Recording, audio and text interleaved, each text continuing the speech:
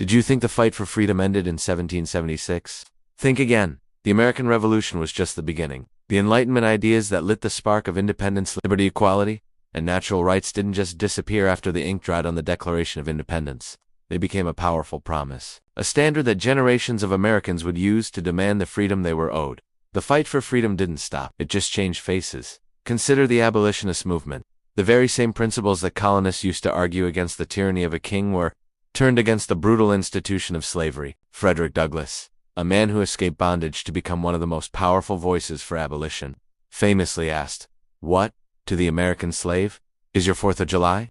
He wasn't rejecting America's founding ideals. He was demanding that the nation live up to them. He held up the Declaration of Independence and asked why its promise of liberty was unextended to every single person on American soil. He used the language of the founders to expose the nation's greatest hypocrisy.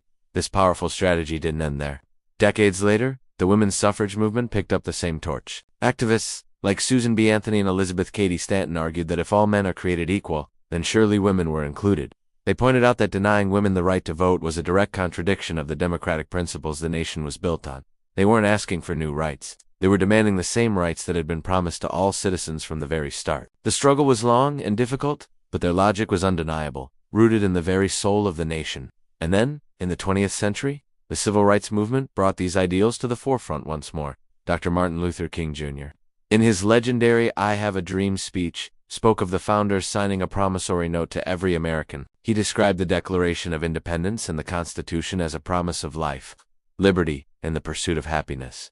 Dr. King's dream was deeply and profoundly Americana, dream that the nation would finally rise up and live out the true meaning of its creed. He wasn't trying to tear America down. He was trying to build it up to its own magnificent potential. From abolition to women's suffrage to civil rights, the story is the same. The fight for freedom in America has always been a fight to close the gap between promise and reality. The Enlightenment never truly ended. It just keeps inspiring new generations to demand that America becomes what it has always claimed to be. Thanks for watching. If you found this perspective interesting, don't forget to like, subscribe, and hit that notification bell for more deep dives into history. See you next time.